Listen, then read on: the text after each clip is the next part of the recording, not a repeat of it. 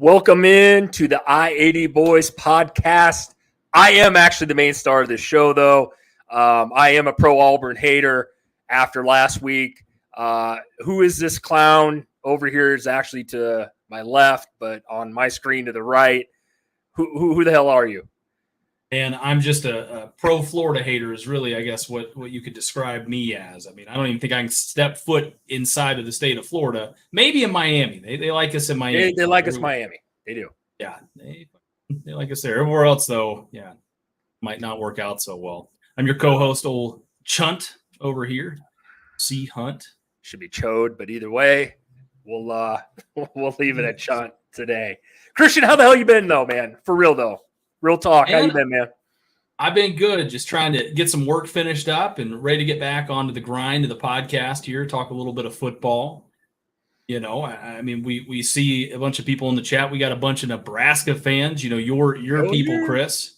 You goddamn right, my people. I wore this Iowa shirt just to troll you. And so, you know, it kind of worked a little bit, I guess, though. So wear the Georgia visor just because it looks sexy, though. Yeah, that's what I can't figure out with you. It's almost like I don't know what sexuality you are. Sometimes you're wearing a Georgia visor, but an Iowa T-shirt. I mean, which one are you? And then you get a Nebraska hat in the background. So, like, what's really going on there? I mean, am I missing something? Man, I'm like the Bud Light, if you would say that. I'm like the Bud Light of college football, dude. Okay, interesting. Okay. All right. Christian, what do we got, buddy? What do we got? Let's get into it, man. What do we got today? Well, let's kind of jump into a little bit of a pregame warm-up here. So we'll talk whatever you guys want to talk about to kind of start the show off here. Be sure to drop, your comments there down, and we'll talk about whatever you want. Oh, yeah. By the way, thank you, Children of the Corn. I did get a new job. Appreciate that, man. Thanks for the support. Professional chode twister over there. Someone's got to do it. Yeah, you know what, man? $20 is $20. So we'll leave it at that. Well, we'll do this, while we're waiting for people to kind of comment here. I'm going to share the screen so you can see. This was in response to the Auburn video that we put out. When was this? 10 days ago, it looks like. We had A.J. Emerson says, if you have to ask who their coach is, shut the fuck up. You're immediately unqualified to analyze them. 2, if you don't know who Hugh Freeze is, shut the fuck up. You haven't followed the SEC worth a damn. Basically, shut the fuck up. I mean, you're going to get on here and post an analysis and prediction for a team Jack, and shit about. What a clown. Well, hey, there's a very common theme that I've seen with a lot of the Auburn fans here. Yeah. And that is grammar is a really, really tough thing for him here, man. Let's take a look at this real quick. This gentleman right here seems to be a real winner, and just a real cool guy. Likes to suck on some vapes. But I mean, looks like a big old meat missile man there, like a vanilla gorilla. I guess my thing is, and I know what he's talking about there, right? Because I was the one. I apologize. I'll say this to the goddamn camera. I apologize to Auburn fans for saying I didn't know who their coach was right off the rip. I apologize. 100%. I make mistakes. Apparently, some of these fans do not, Christian, even though they can't form a proper sentence, as you said earlier. But I'll take the blame for that. I apologize. It is Hugh Freeze. He's been around a while. I couldn't think of his name off the top of my head. That was my bad. I got lit up in the comments about that. I can live with it. I'm a grown man. I'll take responsibility for it. But some of this stuff about the record is a little beyond me. With the Dale Hughes here says 10-2. Vegas has you at 6.5 wins this year. Vegas has got a lot of smart people over there. I don't think I bashed Auburn that hard. I called them mediocre. Apparently that pissed some more people off. I'm not apologizing for that whatsoever. I think you guys honestly do. Just to touch on this real quick, if you guys get 7, 8 wins this year, I think that's a damn good season for Auburn. Challenge me again in the comments if some Auburn fans are watching. Yeah, I mean, what really stood out to me about this, Chris, was, you said 6-6. I said 7-5. I think we kind of said like the best case 7-8 wins this year. And I mean, this gentleman literally says that they're going to go 8-4. So he's trying to troll us, and just to say they maybe get one more win. So now I'm starting to question what's really going down here in Auburn. Like, are we really that sensitive about one win and getting 8 wins? Now, don't get me wrong. 8 wins is I would call just an above average season, Christian. Wouldn't you agree? Being Auburn, the powerhouse that they've been, they have a lot of history back in the day. Bo Jackson, Cam Newton, we could go down that list. They're a historic program. They've knocked off, that big, in-state rival Alabama. Like, I get it, but Auburn also hasn't had that many great teams lately either. I guess I don't get it. Am I missing something, Christian, or am I just a hillbilly here from Nebraska? Oh no. I mean, you're pretty well right. I mean, it's just been, Auburn's kind of in that interesting spot, where obviously, I mean, they went to a national championship. I kind of feel like in the last 10 years. I mean, right? They had Cam Newton and everything like that. They had another one with Nick Marshall as the quarterback, if I'm not mistaken. And yeah, it's just been, they're just not living up to the standard, man, that they want to do. And so they went out and get Brian Harsin, right? That didn't work out after 2 years. And so then you go out and you get Hugh Freeze, who I think's a good coach. I just think like anybody, right? I mean, even if you're Dion at Colorado, right? And you go out and you pretty much pull everybody from the transfer portal in, that doesn't guarantee that you're going to have success right away. Right. So, I mean, I think even if you reassemble the whole roster, you're still going to have to, wait a couple years to kind of see the fruits of that labor kind of pan out. I mean, how many coaches in the first year of them taking over a job make it to a national title or the playoffs? I think maybe last year was Sonny Dykes did, if I'm not mistaken, over at TCU. That wasn't his first year. Was it not? No. But I mean, yeah, he had a crazy good year, and that's great. I mean, one guy I could, you could talk about who used to be a head coach here at Nebraska was Scott Frost. He took a 1-11, Central Florida team, turned him around and ended up going, I think, 12-0 or whatever that year. But like, I mean, at the end of the day, and that's the thing you touched on Dion too, and we can talk about this real quickly before we get into what we want to talk about today. But it was like, he's not going to, they won one freaking game there last year, Christian. And that's great. Am I wrong about Sonny Dykes, by the way? Was I wrong? Yeah. That was his first year. Jesus Christ. Now I got TCU fans saying I don't know what the hell I'm talking about. That was his first year last year. I thought but yeah, it was though, because he's been at TCU before, and I think he was at SMU. Okay. So he's kind of like, he's bounced around kind of in those smaller mid-tier Texas schools, if you will. So it's kind of you're tough, right. You're right. Now I think about that. You're right. He was there before. I actually thought it was his second year as head coach, but I'll apologize again. I was wrong. But either way, yeah, that doesn't happen. Once every 30 years? I mean, he took him to the national title. I mean, that's. I don't know what like Auburn's looking for. I really don't as far as that topic goes. But I'm going to move on from Auburn. Like I said, they can hate me all they want. That's fine. I like I said, we'll see what your record is at the end of the year, and we'll have that discussion then. But I wish him the best of luck. I hope to God you guys beat fucking Bama though. Yeah. So we will see about that. Well, Chris, let's jump in here, and we're going to take a look at the SEC schedule for 2024. Now, I actually saw a different article here I want to pull up for you. Yeah. And this was according to Sports Illustrated. They said the big bad SEC took the easy way out with 8-game conference schedule. This cracks me up. They go on to say, even though it's just a short-term solution, the country's best conference opted for a softer path with safer outcomes for the 2024 football slate. I got a lot to say about this. Yeah, we'll just have you switch to the headset there. So, yeah, I mean, look, starting in 2024 when Texas – he said that's 100 pipe. I like that, man. That's good right there, old Andy. Yeah, starting in 2024 when Texas and OU come over to the SEC, they're gonna stick with an 8-game conference schedule, and they're going to eliminate divisions. I think everybody in college football is eliminating their divisions, it seems like. And I mean, I think that's a good way to do it. I mean, how many times we got a lot of Big Ten fans watching us here? How many times is often, Ohio State and Michigan are probably the two best teams there. I mean, how many times if you rematch, would you probably have a little bit different outcome inside that same season. Kind of looking at it a little bit there. This is going to be a 1-year experiment just to kind of see whether they should go to 9 games or not. To me, right, Chris, I like it. I don't think it really changes anything. They say it's trash. It's soft. It's this, that, the other. But I mean, how many national championships does the Big Ten have in the last 25 years?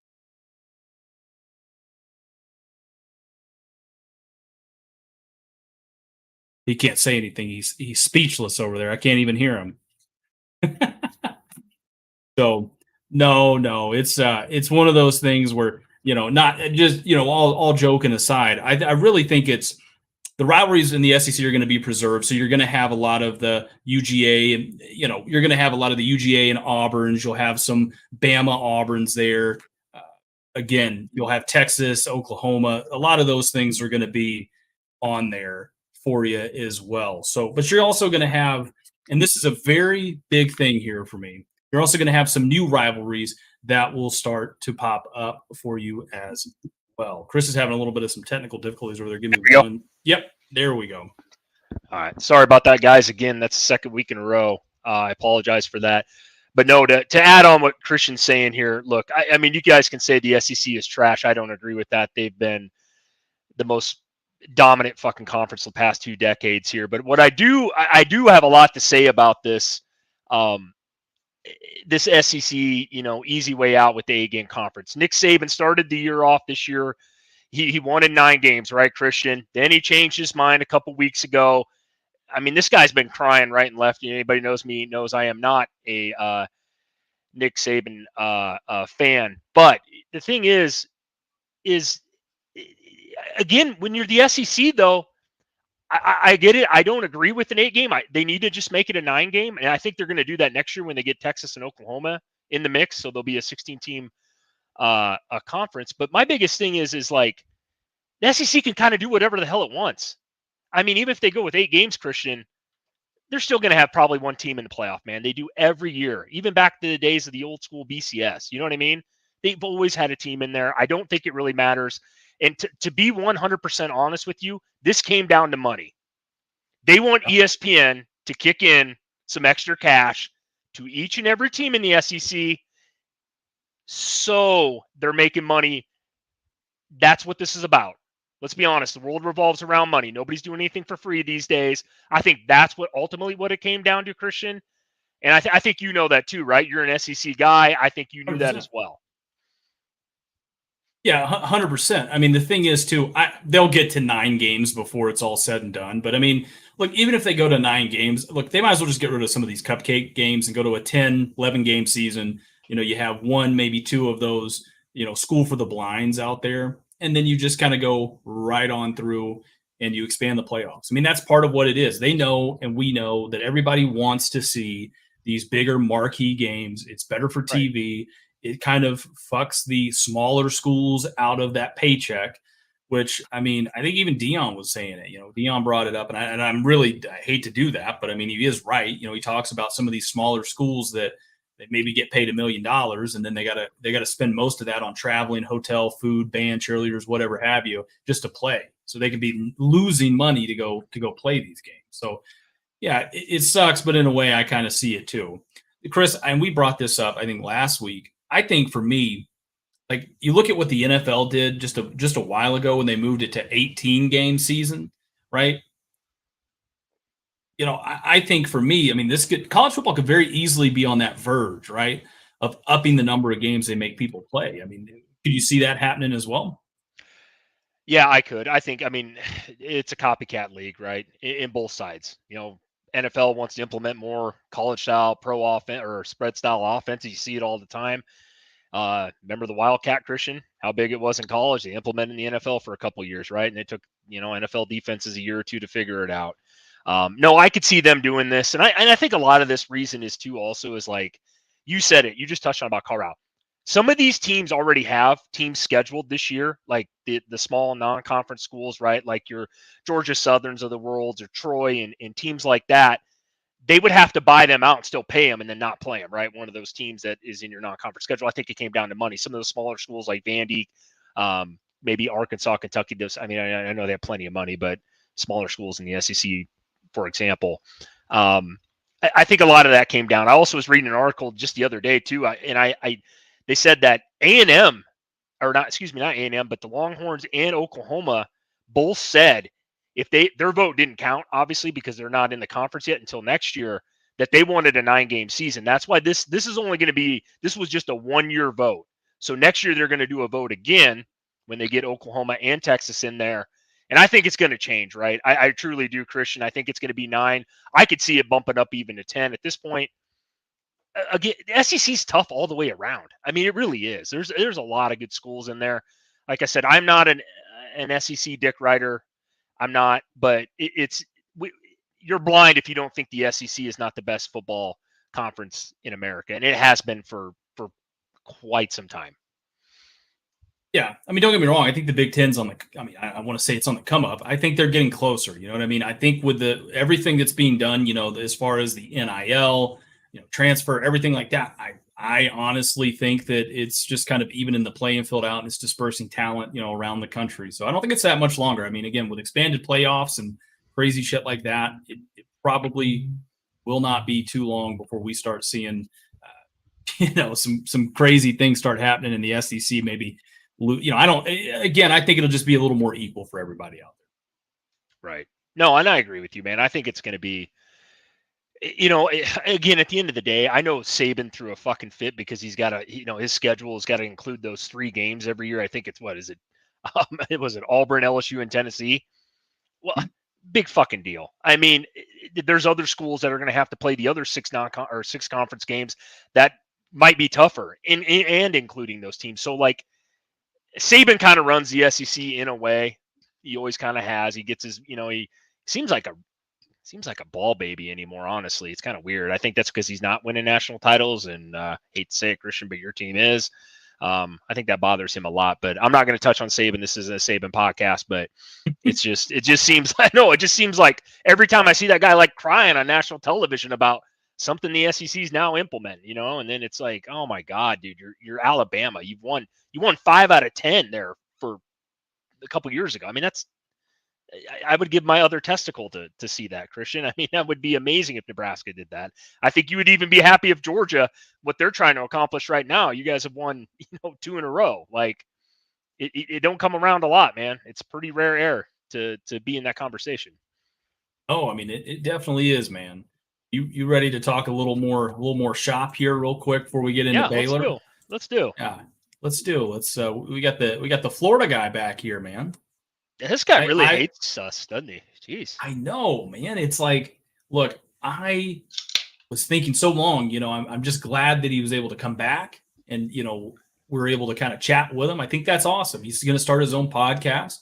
Good. Again, that's good, man. Here's the thing, hillbilly. I don't even know where this guy's at. He's calling people hillbillies, that like corn. He's saying that we live in our parents' basement. Yeah. Right. So basically, that would be our grandparents' my parents' basement. Nice basement. Yeah. This is fantastic. I'm really glad that this gentleman decided to come on to the show and support us again and comment. And that's awesome. Good for you, bud. Good for you. I don't have much more to add, man. Whatever, dude. Like, I mean, if he wants to start his own podcast, good luck, man. It's not easy out there.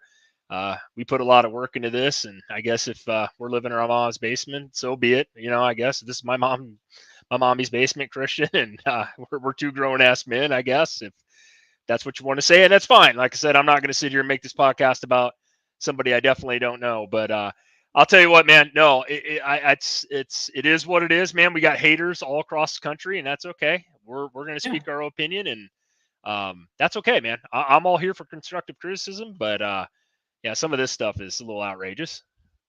Yeah, it definitely is. Don't you worry. We got something planned for you here. Let me just Google something before we get into this. I just want to see something. Up now. He pissed off Christian. Oh boy. I want to see something. We're going to have here in a bit. We're going to have a Florida hate week, man. I think we need to do it. I think so. And After this, I think so. Yeah. I mean, we've talked about it, but we're gonna do it. Yeah. So Shark Week, by the way, July 11th to July 18th, we are going to have a Florida Hate Week. That's going to be our new Florida Hate Week, man. It's a interesting, probably 2-part series where we'll do nothing but just hate on the Florida Gators. A lot of my friends are Florida fans, so this is going to really hurt me. I might even have them come on to the show, and tell me how they think Florida is going to do this year. I like it. I think we need to do that. Get an honest opinion from an honest fan over there. You know what I mean? Yeah, man. I mean, wasn't this guy in our chat earlier talking about how Graham Mertz winning the Heisman and Florida's winning a national title this year? I believe that was his statement, was it not? Hey, that's what he said, man. Straight from the mouth of babes. Okay. Well, Chris, let's get into a little bit of on. some Baylor football here. Chris, obviously, third-year coach Dave Aranda, he's coming off a little bit of a down year, right? Which he went 6-7. I mean, 2 things from last year kind of stand out to me, right? And they were pretty beat up after that BYU game last year. And then the offensive coordinator Jeff Grimes, he drew a ton of criticism for some of his play calling, right? I mean, to me, I look at it, the Big 12 is a passing league, obviously, kind of like we've talked about. It starts in the passing game, right? The offense finished ranked 69th in passing offense last year, so they need to clean that up a little bit. I also believe they were a pretty young team, too, in certain areas, Chris. I mean, what were your thoughts? Well, last year, like you said, you touched on it real quick, Christian, 6-7 record. Dave Aranda the year before, man, they won the Big 12 title, right? I believe they went, 12-2? That was a crazy good year for Baylor. But unfortunately last year, 4-5 in conference, man. That's rough for Baylor. I expected a little bit more than what they did last year out of them. But like you said, you touched on it, 69th in offensive points per game, or excuse me. You said what, Christian? You said 69th on giving up points, or did you say 4? I didn't hear that quite correctly. No, 69th in passing offense. Okay, passing offense. Okay. I didn't want to touch on my stats here, but they finished on offense though, they scored 32.2 points a game, which is not bad. That's a solid year. I believe that was top 40 last year in the NCAA, but they also though they gave up about 27 points per game, finished 69th here is what my stats have. 22 though, 22nd in strength of schedule last year. That's pretty good for the Big 12. I would not guess that out of the Big 12 having that tough a schedule. But I will say this, man. They got Blake Shapen back, right, Christian? That's quarterback. Mm-hmm. I believe he threw for damn near 2,800 yards last year, 18 TDs with 10 interceptions. They're bringing him back. He's going to have to be better. I did watch a couple games last year with him. He looked pretty good in certain games. I can't remember which team they were playing. He looked really bad too, but he's got another year. You know me, Christian, I'm big on a quarterback returning, right? Especially in college football. That's going to be huge. I think Baylor will be all right there. They had the 33rd ranked recruiting class this year, if I'm not mistaken, somewhere up there. That is pretty good for Baylor, in my opinion. And when I say Baylor, it doesn't mean I'm hating. That doesn't mean that at all. But I think that's a damn good class. I think they're going to be okay. They got Richard Reese coming back at running back. He's going to put up some big numbers again. One thing about Baylor that I do love, and I think where they're going to be super, super, super, super successful this year, they got 4 out of 5 guys returning on that offensive line. And they're going to be able to run the football, Christian. And that is huge, especially in the Big 12 where it's kind of a pass-happy league.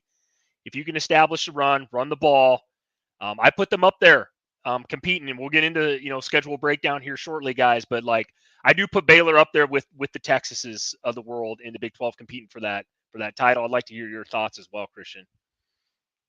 Yeah, man, I think they've got a really good shot. I'll kind of go back through it. And like you said, you're exactly right. Blake Shapen comes back. He had 2,900 yards, 20 touchdowns last year. I want to see him, if they're going to have a real shot at competing for the Big 12 this year, I want to see him get closer to 3,500 yards and about 25, 30 touchdowns this year. That go a long way. You already touched on Richard Reese. I mean, they also bring back Quaylon Jones, right, who's another running back. He had 500 yards and 7 touchdowns for him last year. The wide receiver room, Arkansas transfer Keytron Jackson Jr. will look to be the ex wide receiver, that number 1 wide receiver for him this year. I mean, look, dude, he had To me, that's the biggest question mark on offense. Who's going to step up and be their wide receivers? They got talent. They've definitely got talent, but they got to get everybody on the same page, and they got to have it gel, right? They do also bring back a trio of talented wide receivers in Monterey Baldwin, Hal Presley, and Josh Cameron, right? Baldwin and Presley combined for 9 touchdowns and close to 1,000 all-purpose yards last year. So they're going to probably be the ones that they're going to lean on a little more this year for them. The tight end position, to me, another kind of question mark there. Looks like North Texas transfer Jake Roberts is going to be taking over for him there, but you can't really count out Drake Dabney either. I mean, so a couple of good things going on there. I want to see some of these guys kind of step up and really take the reins there, Chris. Defensively, what do you think about Baylor? I think their front seven is going to be solid. I really, truly do. They bring back a lot of guys. I'll let you get into the players just because you got all your info on that. Obviously, Christian, you're good at that part of it. But I will say this: the front seven should be pretty solid. Bring back a lot of guys up front. The back half of that, though, that's where it's going to be tough. And again, I just said it, earlier, Christian. Big 12 likes to throw the ball around. Like, they like to sling the ball around. They like to put up some points. Man, you got to have some corners. Got to have safeties. Can those guys step up to me this year? You know what I mean? You're going to have to improve from that 70th ranked defense last year. Can you creep into that top 40, top 35? And if they do, and I'm not saying they can't, Christian, but if they can, they're going to be right up there. They're going to be right up there for a shot for the Big Ten title, man. I mean, Big 12. That's the thing, though, in the Big 12. We say this week in and week out on this podcast, guys. The Big 12 is just you're throwing a dart at a dartboard most years here. I swear it's not a random team, but it's a different team every single year. You know what I mean? It seems like that. This isn't the Big 10 where Ohio State, Michigan every year. It's coming down to one of those two again this year, more than likely. We know the SEC is it's either Georgia or Bama. You can throw LSU in there some years. Like, the Big 12 it's so random, man. And it could be this year again for Baylor. And I honestly have them finishing pretty high. Like I said, we'll get into those record predictions here shortly. But I expect good things out of Baylor this year. Dave Aranda's a hell of a coach. I do. I like him a lot. I think he's a good coach. I think he's done good things there. But defensively, can you keep him? Can you keep it close? That's the big thing this year. Yeah, absolutely. I mean, this was a defense last year that ranked 62nd in passing yards allowed. I mean, that's not terrible for the Big 12, considering some of the offenses they have to try and stop, and it is a very pass-oriented league, so it's tough, man. I mean, they ranked 58th in total defense last year. So there's some things there that I like. I mean, here's the good news for them, man. They get back some of their defensive linemen up front. We talk about that all the time. It starts up front. TJ Franklin, Gabe Hall, they combined for 6 sacks, 71 tackles, 5 pass deflections last year. So that's pretty good. The linebacker room is going to be led by Matt Jones, who had 64 tackles and 2.5 sacks last year. They also are bringing in Liberty transfer Mike Smith Jr., who will be their Mike or middle linebacker for them. The Jack linebacker will be Garmin Randolph. He had 4.5 sacks last year, so that's pretty damn good for him. Then we start kind of getting into that secondary, man. Miami transfer Isaiah Dunson will look to step into one of the starting cornerback spots. Last year they did, after seeing limited action last year, Tevin Williams, the third, will be asked to step up and play a little, a bit of the other cornerback there. To me, I think the cornerback spots, man, that's the biggest question mark for this team right now. I really think that both safety spots are going to be in really good hands as the Devons, right, take over. Devin Lemire will play free and was a big part of their secondary last year. And Devin Bobby will also have to step up after playing very sparingly last year, right? To me, there's a lot of guys in the secondary that are going to be asked to step up that haven't taken a ton of snaps at this level or in this conference. That, I mean, let's just be honest, Chris. If you don't have that experience and you're in the Big 12, and we bash on the Big 12 all the time, you're going to get baptized if you're not careful. Yeah. I mean, so it can either go really well or really bad really quickly. Yep, and that's where I think it falls on the defense for Baylor. I'm not worried about their offense. Like I said, I think they're going to be able to run the ball with Reese back there, that big-ass offensive line they got. Like I said, and out of those 4 or 5 starters returning, 4 out of 5, I think 3 of them are like all conference first team. Like they got some fucking studs up front. So I'm not worried about them. Shapen's going to be better than he was last year. I think we all know that. They're going to be fine. It's just the defensive side of the ball. If they can stop some people, like you said in that conference, if you're giving up 35, 40 points a game, it's tough to win, especially against those teams like Oklahoma, the Texas of the world. It's going to be tough. But I like I said, I have a lot of faith in Baylor this year. I'm a little bit higher on them than probably Vegas or most people are this year, but I think they're going to have a really good season, Christian. 100% agree. So with that being said, Chris, let's jump into their actual record prediction here. What are you thinking? Here, I'll rattle it off real quick, guys, like I normally do here. I won't spend much time on, especially Texas State. I do think Utah is going to be very, very tough. We haven't touched on Utah a ton, really, Christian, this year yet. I think it's one of the teams that we'll probably deep dive here shortly. I'm a big Utah fan. I love myself some Cam Rising at quarterback there. Love that kid. I have them losing that game early this year against Utah. So moving on, Long Island, they're not going to pose a threat. Texas, there's your big one, right? Right out of the gates, basically week 4. They do have them at home. That's great, but I am even higher on Texas than I am Baylor this year, to be honest. So I'm going to chalk that up as an L. We got Central Florida in there. Texas Tech is going to be tough. There's my other kind of sleeper team. I want to call them a sleeper team, Christian, but it seems like a lot of people are very high on Texas Tech, including you this year. I'm chalking that up as an L as well. But then I see Cincinnati, Iowa State, Houston, K-State. I think Tech can rattle, or excuse me, I think that Baylor can rattle off those 4 in a row there. TCU is going to be tough again this year. I know they don't have Max Duggan coming back. I understand Johnson is gone at the wide receiver position. I know they lost some pieces after that national title, contending team last year. I get that, but I still think TCU is going to be very, very relevant. I think we're going to find out how good TCU is, Christian, week 1. I think we're even doing that live show of that podcast or on the podcast with Colorado week 1. I'm pretty excited about that game, to be honest with you. If anybody's a college football fan here, should be a really interesting game week 1.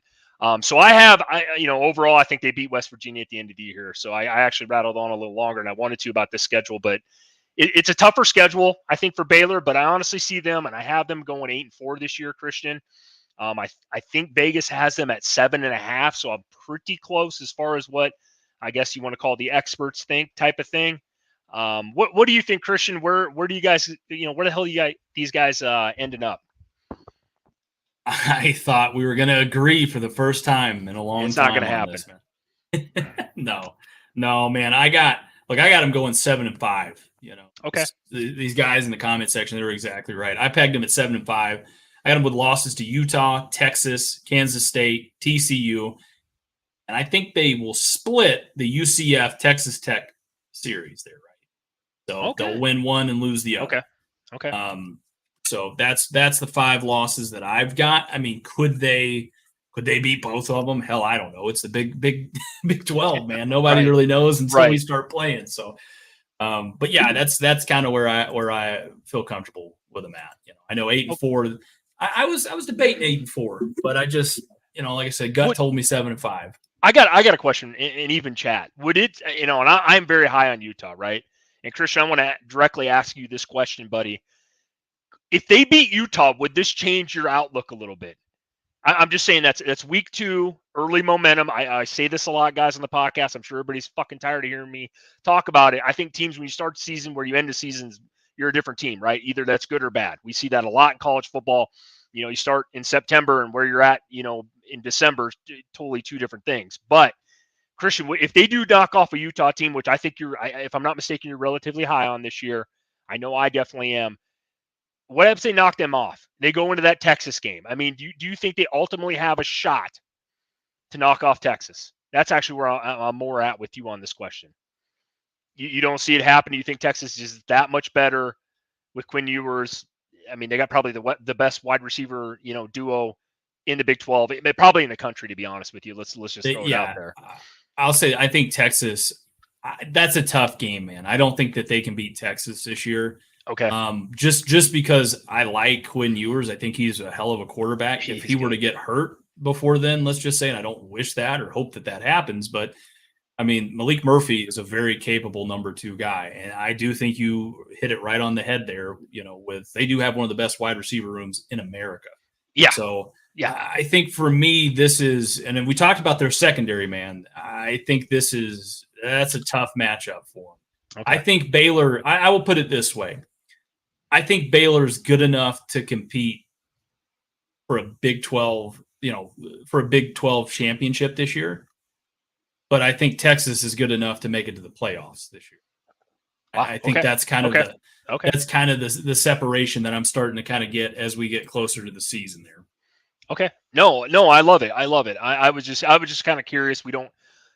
I know me and you come on here a lot and probably bag on the Big 12 probably more than we probably should, but I just kind of wanted to see where you're at. We haven't had a lot of discussion this year really on the Big 12. I think we always say, throwing a dart at a dartboard, right? You can pick any one of these fucking teams and, you'd probably be right. But no, I'm very curious there, Christian. I do agree with the chats blowing up here with some 8-4, 7-5. I mean, we see it. And I think that's about right where they're going to be. And I think that's a good season for Baylor. I really, truly do, coming off a pretty sad season last year at 6-7. I know they were expected to be higher last year, especially coming off a 12-2 year. If they pull something off like that, like they did in 2021, they're probably winning, or playing in that championship game in the Big 12. So I do expect big things out of Baylor overall, though. Christian, what else you got to add to this, if anything, buddy?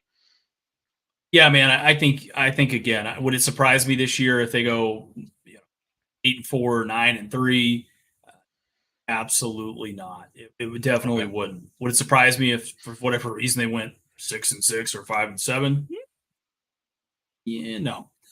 Not to be a hater or anything like that, but it's really, really tough. I feel like, and there's a lot of toss-up games. Like, I mean, again, dude, UCF and Texas Tech, I'm really high on them. Yeah. Obviously, Cincinnati's kind of going through a transition here, but Iowa State, they're not a tough win or not an easy win either. Houston can be tough. I mean, Kansas State, you saw what they did last year, TCU. And this is, West Virginia, that last game of the year, Neil Brown over at West Virginia, Chris, he's in a win now year. If he does not do something this year, he probably won't be the coach, I agree. West Virginia is a very interesting team. They're a program with a lot of history, winning, and then they've had some up and down, back and forth, coaches changes, all that kind of crap. They're one of those teams, like you said with Neil Brown, they have to win now. And that'll be, like I said, end of the year, man, you really kind of see what a team really is. You got your recruits on board, people that you're going to play, JUCO guys, you name it. Quarterback should be up to par by the end of the season. If you're still having quarterback issues, there's a freaking problem there. It'll be very interesting to see how Baylor does. That schedule isn't favorable by any means towards them. This isn't a Duke schedule of last year type of thing, or even hate to say this, I'm going to piss off the Nebraska fans. Nebraska got a very favorable schedule this year, kind of like Georgia does, right? You got some easy ones in there. Baylor's actually got a relatively tough schedule. So if they can come out 8-4, like I said, I will be very happy. I would call that a success this year for Baylor overall, since we're talking about them. Yeah, absolutely, dude. Before we kind of dive into the last little bit here for the show, Chris, let's take a look here. We don't have any super chats right now, but I guarantee you, we'll work on getting that. I think it's a good thing to do. So we'll work on getting that. Yeah. We got a little bit of Husker talk. We'll kind of segue into this for just a second. Yeah. They're saying Nebraska's got some good stuff going on this year, man. Crypto King says Huskers 10-2. Man, I love your optimism, man. I do. I hope to God you're right. I really do. I just can't go that far out on a limb this year. Christian, you probably got some stuff to say about this. You're very high on the Huskers this year. I'm trying to be more realistic this year. Here's the deal, Crypto. I will say this, Nebraska fan. I'll say this: if Nebraska can get off with the win against Minnesota, right? I think that game is going to be very tough. New coach, first year, first game, all that bullshit. If we can get out of there with a W, yes, I'm drinking the Kool-Aid too. I love it. It makes me laugh. No, if we can get away with that win, and then week 2 we can beat the shit out of Colorado, which you guys know me, I fucking hate Colorado.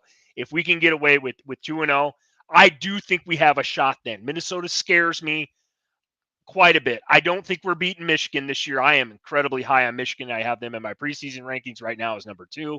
Christian and I've talked about this before, but we will have a preseason rankings coming out. I think we'll probably do that early August. Christian, probably have our actual thoughts on teams at the end of the year. But look, I hope you're right, man. That's all I can say. I'm not hating. If we win, I'll be happy with 6 wins this year. You guys know this. You guys are Nebraska fans. It's been a while, man. The Scott Frost era was probably the worst era in Nebraska football history. I'm probably older than you guys, but man, it was bad the last 3 or 4 years. So if we get 6 wins or eligible for a bowl, I'll be happy. I honestly have us probably winning 8 this year. I will think that is a huge success, just personally as a Nebraska fan. But man, if we get to 10, holy shit. I will I don't know. I'll have to make a bet with Christian at some point this year. I know Christian. I actually am very interested to hear Christian's thoughts, just because you're a Georgia fan. You live in Nebraska now because you married into it. You're kind of an outsider when it comes. You don't have like all the bias and all the Kool-Aid drinking like we got going on around here. What's your thoughts, Christian? What do you got for me? Man, listen, I'm actually really high on Nebraska this year. I am. I mean, I'm kind of with crypto on this. I think they could. Okay. I'm not saying they're going to win the Big Ten, but I think they can win the Big Ten West and compete for the the Big Ten championship. I love it. In first year, and it's like you said, man. Look, we know some people that played under Scott Frost. Mm-hmm. We know some people that were very close into that program, and you start hearing a lot of the stuff, the alleged stuff, right? Alleged. And I've been on here and I've said I think over the last 5 years, a middle school or Pee Wee football coach honestly could have done a better job at running that program and had more success. I mean, just being 100% real with you. You look at this, and he said it, they're due, right? I mean, Minnesota, I know that's a tough game. PJ Fleck does a lot of really good stuff there. They always get a lot of good, they always get the most out of, not a whole lot of talent, but that's a winnable game for you guys week 1. Colorado, Children of the Corn says everybody hates Colorado. He is absolutely right. I don't think that there's any shot in hell. I don't think there's any shot in hell Nebraska loses to Colorado. Northern Illinois, Louisiana Tech, those should be easy wins. Michigan, that's a tough one right there. That is a tough one right there. But then you go and play Illinois again. You got Brett Bielema out there. He's not a slouch, but no. Illinois, Northwestern, Purdue, that should be very winnable. Michigan State, we covered them. So go ahead. You talked. So I wanted to stop you right at Michigan State. This is the part of the schedule where I said if we can get off good against Minnesota, Colorado, whatever, right? We'll lose to Michigan. I don't think anybody's expecting us to beat them, but that last 4 games there. I don't think Maryland is going to be just some pile of garbage sitting there. They got Tagovailoa back again. He's been there for, I swear, like 18 years. They can put up some points. It scares me a little bit. If Nebraska is actually much better on defense this year, Crypto King said it perfectly. Jeff Sims. If he plays like I think he's going to play this year, offense is going to put up some goddamn points, especially with that running back room we got, Christian, right? Now, I'm getting fired up now, and I'm talking about Nebraska offense this year because it should be pretty goddamn good. Those last 4 games, Michigan State, I think they're with Mel Tucker. They had a piss poor year last year. He's on the hot seat. I truly believe that, Christian. I think we talked about them not too long ago. I honestly think those last 4 games, to interrupt you on this, that is a big question mark to me. If they play like I think they can, they could roll through those last 4 games. And I don't mean roll as by beat them by 30. I'm saying then you're looking at that 10-2 years, right? Something like that. That would be amazing. Is it in the realm of possibilities? Absolutely. I hope to God you guys are right. I do. I hope that I'm wrong. I hope to God that I'm wrong and you guys are right. I'll leave it at that. Christian, I'll let you finish that up there at the end. I mean, you're exactly right. I mean, that was the weird thing is we haven't seen Nebraska put a complete team together. I mean, for the first couple of years, the defense was really, really good. It was a Big Ten defense. Oh, yeah. I mean, it was a great defense. The offense just could not move the ball down the field and score. Right. I mean, they were very stagnant at points. And then last year, we saw the exact opposite of that. You know what I mean? So to me, it's like, look, I think as far as to me, I just look at it like this, man. I just need them to beat everybody except for Iowa, because if they beat Iowa, then per me and Chris's bet, I have to get frosted tips, and I don't know if I can rock it like Well, you Chris look can. like that schoolboy bitch that I envision you as. I mean, bottom line is you're wearing an Iowa shirt today, and I can't get over that. Um, I don't know what that's all about. I don't know if it's because you work in Iowa. I'm not 100% certain.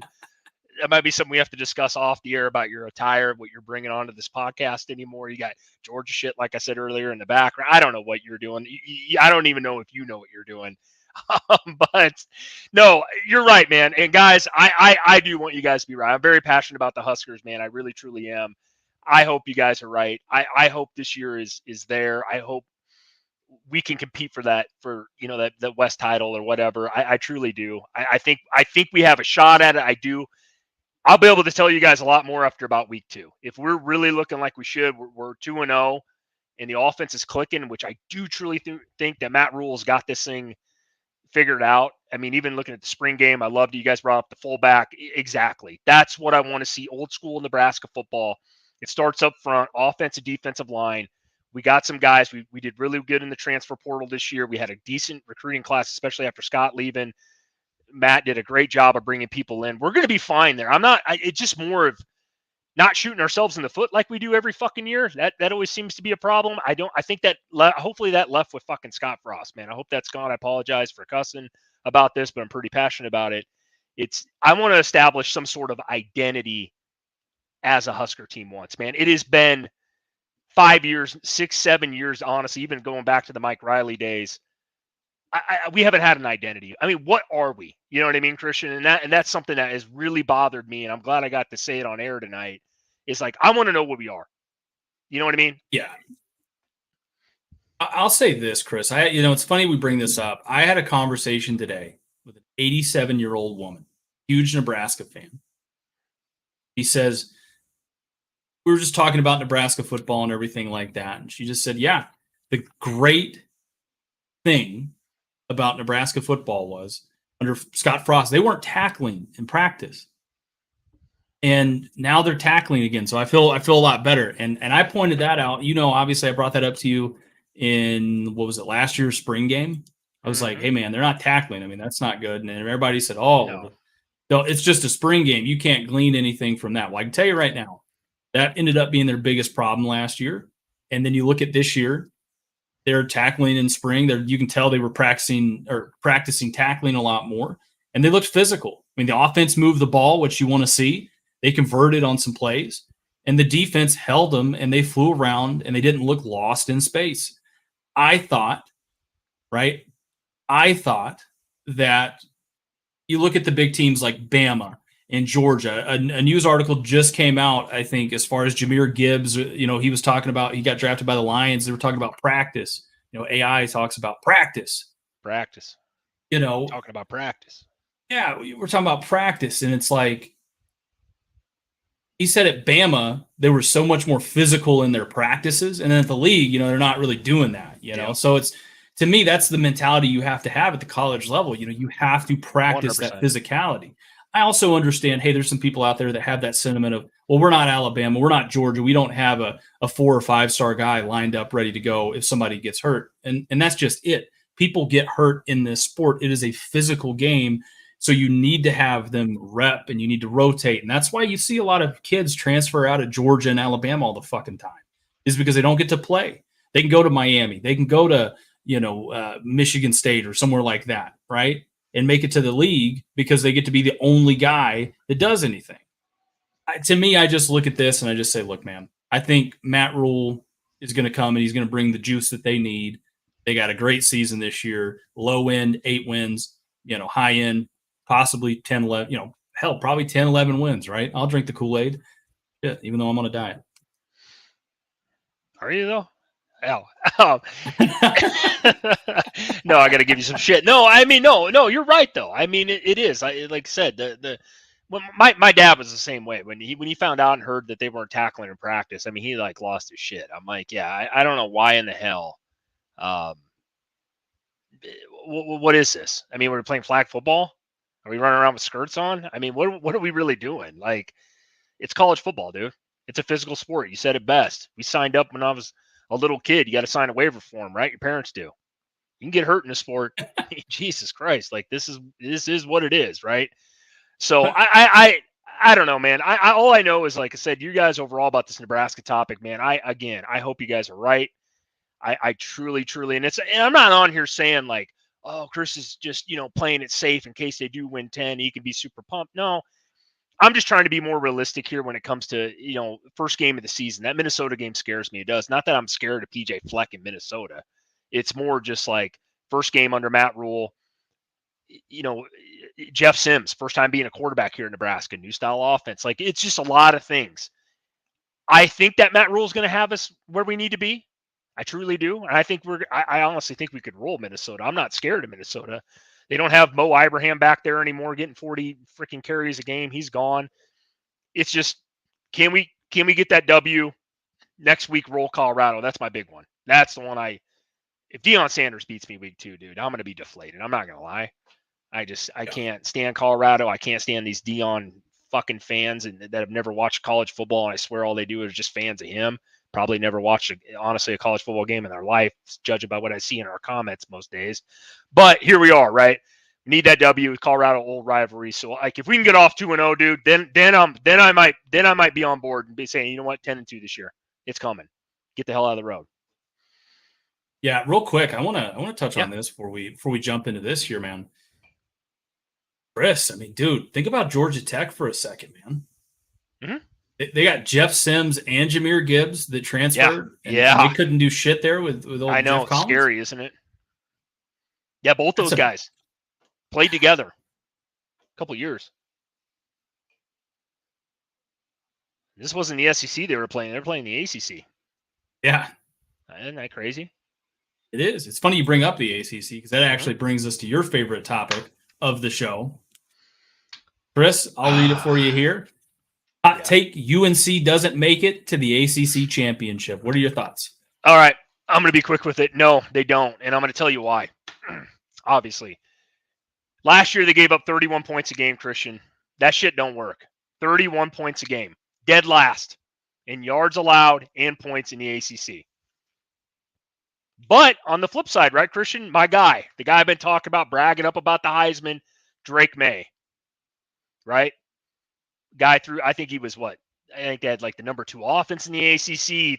I think he threw almost per game. Probably, I think he might have been number 1 in the country last year. That was thrown for almost 400 yards a game under Mac Brown. Mac Brown's offense. We know what he did at Texas back in the day, the Vince Young days, all that. I mean, Mac Brown's a hell of a coach. Even at his age right now, he's still a damn good coach. I love the guy to death. I could play for that dude. He just seems like a great guy. But they do have a new offensive coordinator in Chip Lindsey. He's been around a while. We've heard his name thrown around in the ranks for a while. I think he's going to keep the same style of, offense that they ran last year, But my big thing to answer this question relatively quickly, and we'll touch on them a little bit more here in the schedule and all that good stuff, is that if their defense doesn't improve, and it can't be any worse than it was last year, right, Christian? I mean, when you're giving up 31 points a game in the ACC, I'm sorry, man, you're asking a lot out of your offense. And I don't give a shit if that is Drake May at the helm. I mean, that's ridiculous. That's a lot of freaking points. I just don't see it happening this year with Clemson. You got Florida State over there. There's some teams over there that I am very, very, very high, and everybody knows how high I am on Florida State this year. I don't see it happening, man. I honestly have them about 9 wins this year. I believe Vegas has them at 8.5, so I was about close again there. As far as the experts think, that doesn't mean shit though until the season plays out. But we'll break down their schedule here. Christian, what's your thoughts on the UNC Tar Heels?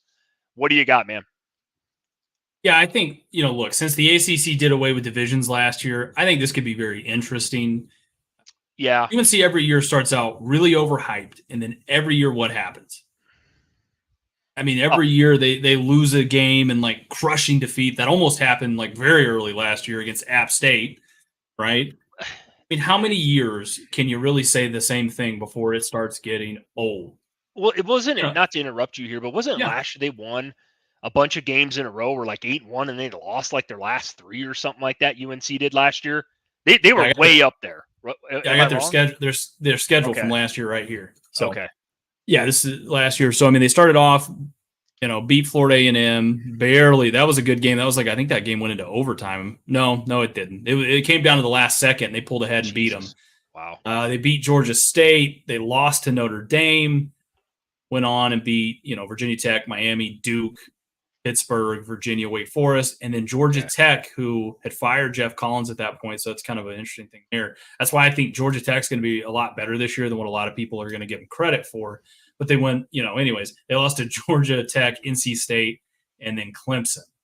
So, yeah, man. I mean, they still finished off not terrible last year at all by any stretch of the imagination. But I know what they want. They want to compete for an ACC championship, and they want a shot at the playoffs, man, like everybody else at the table. Here's what I think, right? They have the 10th toughest schedule in the ACC out of 14 teams, right?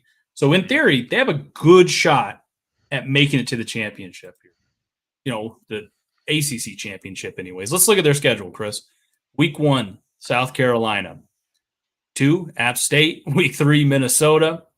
And then they actually get into conference play here. Chris, I mean, what are you thinking looking at their schedule? Here's the thing that kills me. You're exactly right? There's no divisions anymore, all that good shit. That's out the window, right? And you're right. Their schedule is very favorable towards UNC this year. But when I broke this down, and I got it here, what bothers me is the game against South Carolina. And this shouldn't surprise you, Christian. I've heard you bring them up under the radar a couple times this year when talking about Georgia, right? I think South Carolina, with Spencer Rattler being back, who I can't stand as a person, but I think they're going to be – that game is going to be tough. If they can win that game, I'll circle that one right there. App State, Minnesota. Again, Minnesota, I've talked about them enough today about the Nebraska game. But Pitt scares me a little bit just because it's Pitt. We don't talk about them near enough. Syracuse, Miami, our fans down in Miami, they seem to love us a little bit over there, Christian. I think Miami's got a shot to beat UNC this year. If their defense, again, doesn't fucking improve or it even improves a little bit, they're going to be in a lot of these games. You can't just put the ball in Drake May's hands and you're down 21 in the fourth quarter and go, here, win us the game. I mean, if you're not stopping anybody, it's hard to win football games, even in the ACC. Virginia, Georgia Tech, I think, is actually going to be kind of a sleeper, decent team this year. Campbell, definitely not worried about them. Duke, I'm definitely not worried about them. Clemson, I don't think there's a shot in hell they beat Clemson this year. I really, truly don't. And I'm not hating on North Carolina right here. It's just more like Clemson. They've had a couple down years here. Dabo Swinney, who I do like, a lot of people don't like him, but I do like him, and I think he's a damn good college coach. They're going to have a better year this year than they did last year. I truly believe that. So they do have a shot, Christian, with the way this conference is, this whole conference realignment, and it's not even a realignment, it's the way it's set up this year with the no divisions. They do have a chance, but I can't rule out Florida State. You guys heard me talk about them. I think Florida State wins the ACC this year. I think Clemson finishes second. I actually think North Carolina probably finishes third, and that's where I'm at. Okay, let's hear it. Let's tell me wrong. Tell me I'm wrong. I have to disagree with you on there. Look, man. Oh boy. I think they could start off.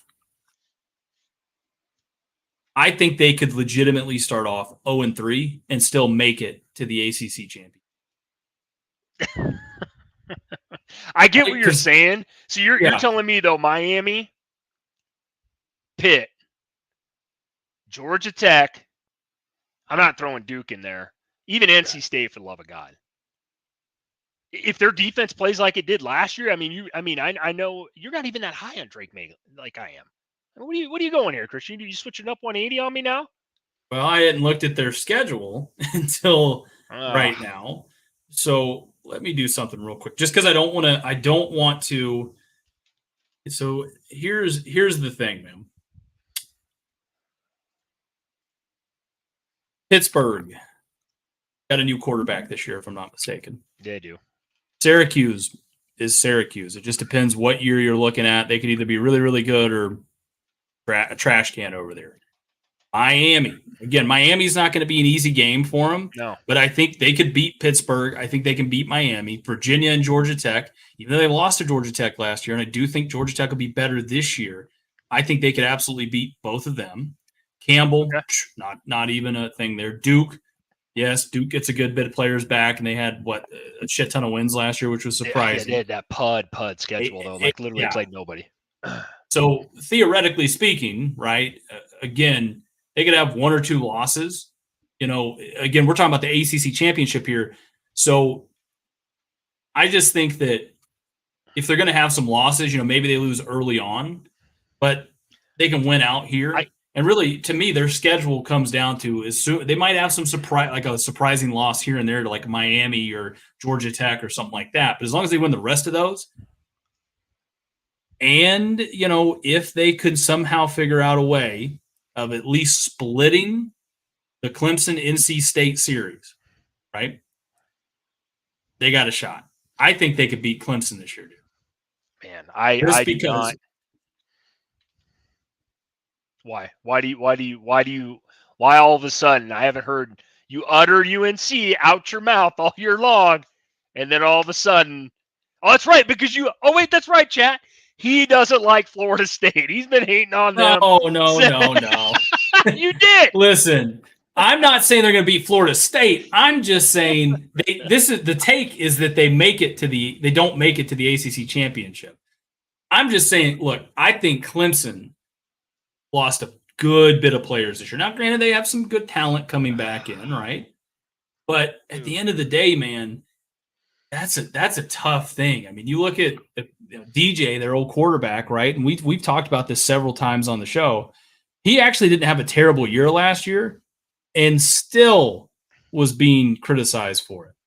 I mean, we had his stats up. I mean, the guy had almost 4,000 yards last year. There's a reason why he left, though.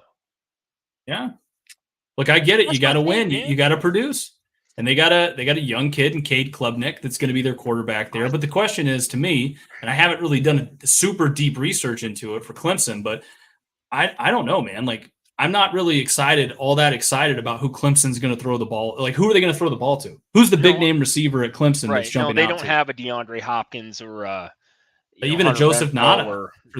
Exactly. They don't have a Justin Ross or anybody there. I get that, or Sammy Watkins or any of those guys. I get that, but it's more to me. It's like North Carolina. And I want to add on this. You're not wrong. Yeah, the South Carolina game doesn't mean shit as far as the whole landscape of their schedule goes. I get that, but I think the wins off the rip also add in as you're progressing, right?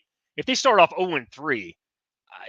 They might as well pack it in, even though the rest of the games are in the ACC there, except for Campbell. But I don't think Miami's a pushover. I truly don't. I think Miami's going to be actually better than most people think this year. And I also think Georgia Tech is going to be relevant. I really, truly do. Not in a national landscape. Please don't take it that way. But NC State, they lost to them last year. That's another team that's I don't know a ton about NC State. I'll be the first to admit it. Yeah, they have a shot. They have a shot to compete for this, but I don't think anybody's beating Florida State. And it's kind of came down when I made my decision on this team. 9 wins. I figured in 3 losses. I think Clemson, though, is going to be better. I think they have the better coach. No offense to Mac Brown. I love UNC and Mac Brown, but it's I just don't see Clemson repeating what they did last year. And that's where I made my decision, Christian, was between 2 and 3 with UNC in the ACC this year. I drew the line. I'm gonna take Clemson. I think they're gonna win that game. It's at Clemson, by the way. They don't lose at home ever. So I honestly, that's kind of where I'm at with that. We can agree to disagree. I lost a lot of respect for you, though. I did. I'm sure you did, man. It wasn't just here. It was probably long ago, right? But let me ask you this. That's when you started dating my cousin, but either way. Damn right, bro. At least it's not my cousin. Somebody's called me, Crypto called me a Georgia hillbilly, by God. So, no, I think look, man, you said 9 and 3. So who are the losses, though? Who are the 3 teams you think are going to beat them? 9 and 3. South Carolina. I think they're going to lose South Carolina week 1. I think they lose to Miami. I truly do. Miami and or Pittsburgh. I think it's one of those 2 teams. So I'll whatever. You pick your poison on that one, and I think they lose to Clemson. Okay, so that's where I'm at. But let's slow it down for just a second here, right before we jump into the 2-minute drill. South Carolina, what conference are they in? Well, I know. That's what I said. Were you not listening when I said, yeah, I know the South Carolina game doesn't mean shit as far as ACC standings go. But I'm saying that they go 9-3 though. As far as you asked what the record was going to be, so you're saying that they'll have 2 losses, right? And would a 2-loss ACC team not, you don't think that they wouldn't have a shot to make it to the ACC? No, because the tiebreaker is going to be Clemson, and Clemson's going to have it because they won the game. Florida State's going undefeated. All right. Well, I don't think they're in conference play. Like I said, I'm not hating on them. I think they'll go undefeated in conference play. You think they're losing that your boys that you've been down on the SEC and LSU and get out of here, dude. Bro, run it. Let's run it. You know what? We got steak dinner. Yeah, we got steak dinner. You already owe me like 3 of those, but hey, here we are, right? Yeah. I tell you what we'll do. We'll make this really interesting, Chris, here. I'll give you some good shit. If this page is filling up. Florida State, and we'll kind of end it here. I'm just on record here as saying I think they make it to the ACC championship. I think this is an incredibly hot take. Okay. But and then I'll write my bet down here for you. But here's what we'll do. If Florida State beats LSU in the first game, then I'll buy a Florida shirt and wear it on a podcast. So the other way is going to be I have to buy an Auburn shirt, or no, is it a Colorado shirt? Fuck no. If they lose, if FSU loses, you buy an Iowa shirt and wear that shit on the podcast. There ain't no fucking way. Children of the Corn, don't worry, we're not ending it yet. I'm just writing this down. I got to make sure I get all this stuff written down here. Oh, there ain't no goddamn way, man. Iowa shirt, man, you couldn't. That would be like me. I guess that's true. Florida is your rival. That's true. Okay, fine, deal. Virtual handshake, firm handshake. There, I'll agree with you. Jesus Christ, I need Jordan Travis to play out his mind that game, week 1. Or we could do an Auburn shirt. Do you? No, I ain't wearing. No, you know what, man. Auburn fans piss me off enough, man. I'll wear an Iowa shirt. I'll do it because I'm not worried about this. The more I think about it, I'm not as high on LSU as you are. So, all right.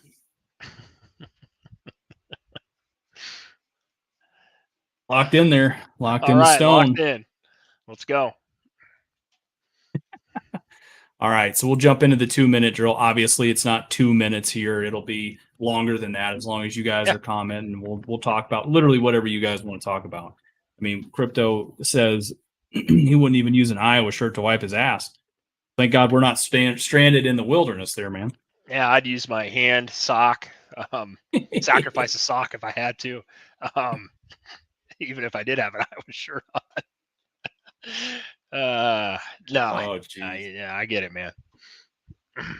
Hell, I'd just use Chris's shirt, man, honestly. Yeah, you probably would. You probably sound like you're one of those guys.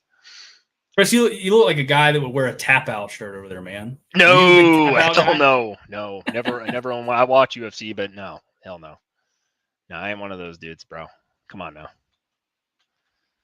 Jesus, there. Children Corn says he'd rather wear an Alabama shirt than before he ever an Iowa shirt. That's fucking.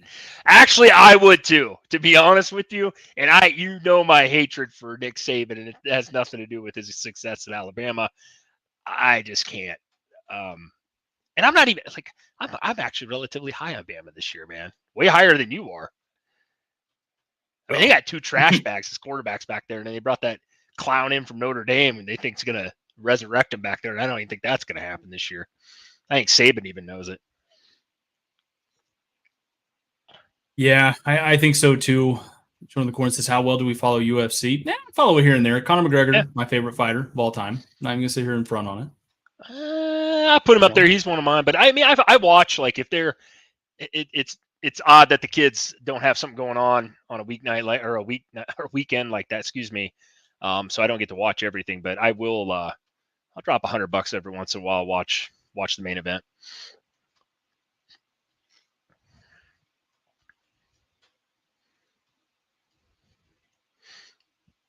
So you really are you're down that bad on them there, man. On old Nebraska.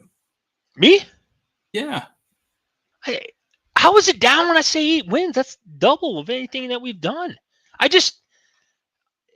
look, man, here, I'm going to break it down for you, Christian. We got a little bit of time here. We got the guys, chatting it up in the chat.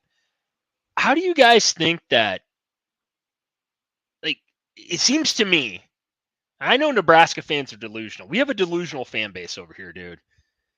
And a lot of Nebraska fans, and hopefully I don't piss anybody off when I say this, is like, sometimes I wonder if they watch other teams play college football. And I mean this, I've said this a lot to you, Christians, like, you watch Nebraska every week, and I love the loyalty out of the state. Nebraska, to me, has the best fans in college football. And I've been to a lot of different other stadiums and games in my lifetime. We do, without a doubt. And I love that about this state. But sometimes I wonder when I talk to people, and it's like they think that, like, oh, Nebraska's going to be 10-2 this year. They've been saying that for like 8 years now.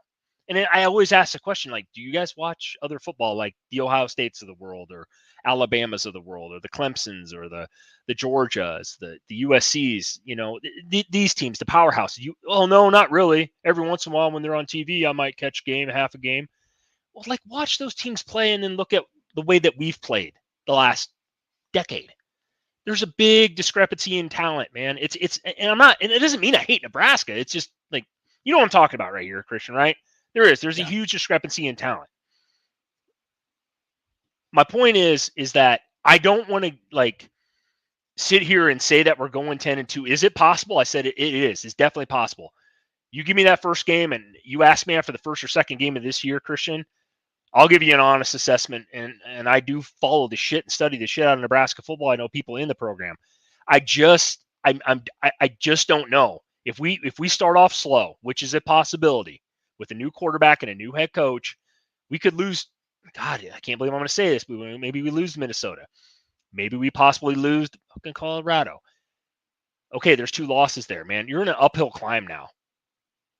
That's where I'm sitting at 8-4. I'm like, you know what? I'm going to play it safe. If I had to put my money down those first 2 games, which I will bet on those first 2 games, and I'm betting Nebraska, but I'm also a little bit leery. Wisconsin, you know me, Christian. I'm a big Luke Fickell fan. I think he's a damn good coach. Iowa can't be any worse on offense than they were last year. I mean, they could have fucking played you back there last year, Christian, with your left arm and still move the ball better than Petrus did. They're going to be top 15 in defense. We know that they are every year. We could possibly lose 2 games there at the end of the year. So there would be your 10-2. Oh, wait, that would be 9-3 because we're not beating Michigan. I don't care what anybody says. I would love to see it. I'll run around the fucking circle up here naked if we beat Michigan. Write that down. Yeah, nobody wants to see it, but it will happen. My point is, since you brought it up, and I'm very emotional about it, that's where I see about an 8-4 season, man. I really, truly do. I could see 9 wins. I could see 10, but I don't know if I see anything after that, and I would be happy with anything I just mentioned. Yeah. I mean, look, I get it, dude. I mean, look, as a Georgia fan, I don't ever like to bring that shit up. I love my team and everything like that. But I don't like, to me, I look at my fanship as like an Alabama fan. It's funny we talk about Alabama. I just fucking can't stand Alabama fans and how they have to rub it down your throat, that they're the best and and Saban is Jesus Christ down there, and it's like, look, that's why I don't really bring up Georgia that much. But it's like, look, I am kind of cynical on Georgia just because, we call them Disney dogs. There were so many years where it was like, people were like, we're going to win it all this year. And it's like, no, we're not going to do that. We have Stetson fucking Bennett as our starting quarterback. And then that actually turned out to be a pretty good thing. Ended up, eating our words on that one there, by God. If I can, 12th year senior, we had Van Wilder back there playing quarterback for us, never got it agreed. So, no, but it's funny you say that, right? This is how I feel about, you brought up Alabama fans, right? And you would know them better than I would, right? From being down south. My Big Ten problem is Ohio State. I have never seen a fucking fan base in my life make more excuses than Ohio State fans. Like, they just can't accept. I saw something on YouTube the other day at work saying this Ohio State fan was literally on air still talking about that kick against Georgia. He was blaming the ref, the backline ref, for being in the road, and that's why he missed it. I'm like, you guys just can't admit you got beat by a better team, or your kicker just missed a 41-yard field goal. Like, they just can't. And why is Ohio State fans act like they're royalty? They've only won like 2 national titles. Now, don't get me wrong, that's great. And they won one. When was the last one they won? That was with what's his bucket back there, quarterback. Ezekiel Elliott. Yes, and, those was that year, and that was a great JT? year. Yes, JT Barrett. Yeah, Great. JT But Barrett. they act like they're in that echelon with like Alabama and Nebraska the last 3 decades. It's like, no, you're not. Or even Miami or some of these other schools that have won multiple national titles, right? Clemson. And it's like, God, that's my biggest problem. I bet I pissed off a bunch of Ohio State people, but that's okay. But it's like, you guys all act like, when you brought up Bama fans and you talk about them, I know people in Nebraska that are Ohio State fans. I hate Nebraska. It just bothers me. It's like, what do you, they're all like they're precks, honestly. Most of them are that I've ever met. They're like, oh, Ohio State, you got to give us a pass. We're just Ohio State. We run the Big Ten. It's like, well, you haven't ran it the last couple of years. Looks like Michigan's been beating your ass. I don't hear Michigan fans talk like that. I got buddies that are Michigan fans. They don't act like that. Ohio State fans are kind of like that dude at the bar that kind of tells you about his football days, right? Like, yeah, the old days. If I didn't tear my ACL, that guy, yes, as a senior, then maybe, just maybe, we would have won state. And it's like, right, or he would have been in the league. Yeah. And you're like, dude, come on now. Like, let's just slow it down there a little bit. You were a fourth string JV player as a senior in high school. Get the fuck out of here. No, that's a good comparison, though. That's what I get at. I'm not saying every Ohio State fan's like that, but like a lot of them act like they're in the college football royalty. And I always look at them like, you guys have been competitive every year, but you guys usually can't win the big game. You know what I mean? Like, we look at Ryan Day. Like, when are you gonna do something, bro? You guys have Urban Meyer got you there. All these coaches have gotten you there, and or maybe the one, but it's like you guys all run around and act like the ref was in the way. I'm like, what? You should see. I'll have to send that to you later after the pod, but like, you got to watch it. It's like this guy still blaming the refs for the loss against Georgia last year. I'm like, for the missed kick, and I'm like, God, you guys just can't miss it. Admit that you just fucking missed a kick. You weren't the better team. Yeah, exactly. Crypto says no show all week. Yeah, Chris has got some stuff this weekend. Yeah. It's kind of conflicting. I got to go to Des Moines, so yeah, we're gonna be back at it on Sunday. So I think it's at 8 Central is when we got it scheduled for. So yes, yep. Yeah, I apologize for that. Like I said, just kids, stuff like that, work. Unfortunately, someday maybe this will be our full-time job, right, Christian? Hey, man, 100%, dude. That's the dream. I know. I appreciate it. Thanks, Crypto. I do appreciate it, buddy. Yeah. Thank you, Chris. I think this is a good stopping point here for us, man. I think we're pretty well good on it. So I think we'll come back, and we'll be back on Sunday at 8:00. Be sure to comment, like, and subscribe if you aren't already to the show. We really appreciate it, and we'll see you guys back this weekend. Appreciate it, guys.